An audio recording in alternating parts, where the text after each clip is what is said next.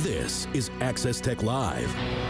Stephen Scott and Mark Aflalo with you today. Now, last week, the Ontario government implemented new rules regarding cell phone use in schools and classrooms. But why? That's a great question, Stephen. Well, starting in September, students in K-6 will need to keep phones out of sight and on silent the entire school day. Karen Littlewood is the president of the Ontario Secondary School Teachers Federation and joins us here to talk about this. Welcome, Karen. Thanks for having me on.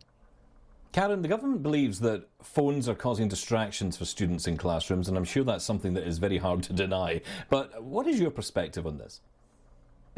So yes, phones are a distraction in the classroom. It's been that way for quite a while. In fact, the government in 2019 said that cell phones were to be banned and school boards were to come up with policies, but I guess they didn't like how that turned out. So we had a Sunday morning announcement that cell phones are still banned, and now if students are using them and they're not supposed to be, teachers should confiscate the phones or send the student to the office. And I'm not sure that that's going to address what the real needs are in education in Ontario. Yeah, I got to tell you, from my perspective, I'm in Montreal, Karen, and my son is in high school. He's in grade 8, and this year was the first year that they forced kids to keep the phones locked up in their lockers and not in classrooms.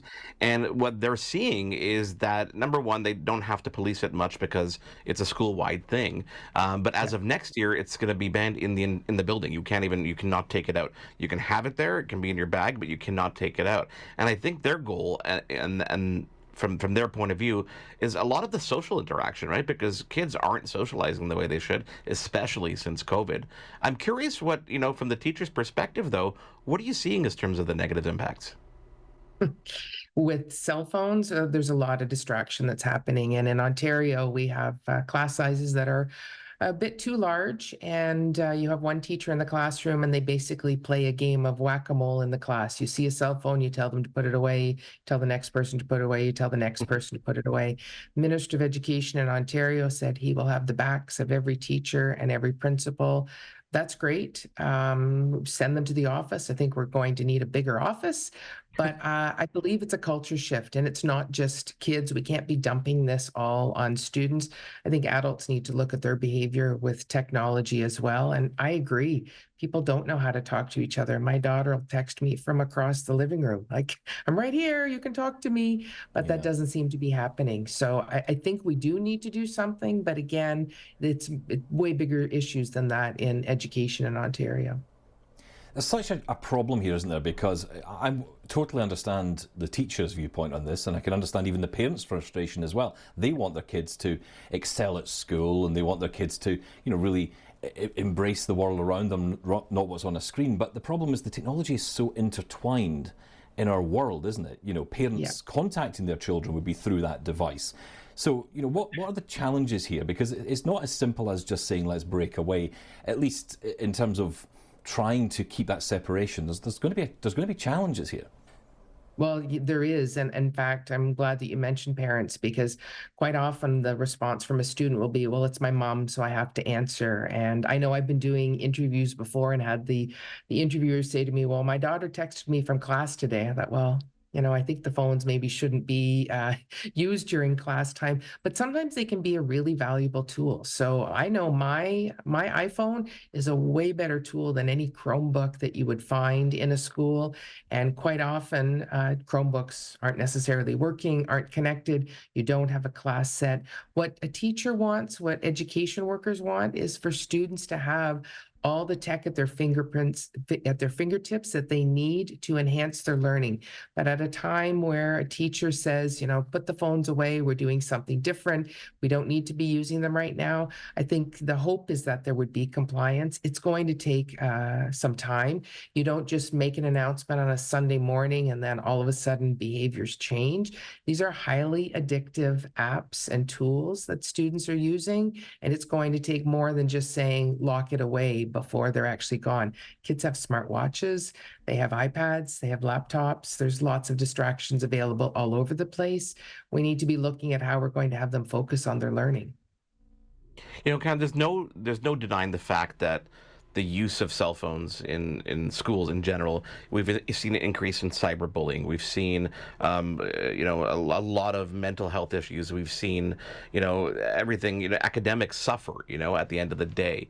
Do Mhm. you think that by doing something like this, it's enough to reverse the damage that has already been caused? There's so many places where that damage has occurred. In Ontario, we've had systemic shortchanging and underfunding of education. So that's a big deal. The pandemic played a large part. We have learning gaps. We have some kids right now who still aren't comfortable going back into the classroom. And I think we have to be looking at education overall and the best way to deliver what students need, to provide those human contacts and supports for students, and to be able to be responsive to what's needed in 2024 in order to meet the needs of students. We've got to make up for some lost time, and we have to be working together on that. Cell phone might be a really valuable tool where a teacher's professional judgment says, yes, this would be helpful. But in the cases where we're going to focus on something else, that's important to do as well. I think we have to look, though, in many of the schools that are crumbling, we don't have the resources. Textbooks don't exist anymore. Education is very different now than it even was 20 years ago or 30 years ago when I started teaching. Yeah, I'm so glad you mentioned that, because the resources are also failing as well and falling apart, literally, as you say, which is horrible. But there is another side to this, Karen, that and ironically, and I say this rather flippantly and don't mean it to sound this way, but I saw this on TikTok, is school violence. And violence at school, of children who are being told to hand in their devices, who are not being able to access their devices.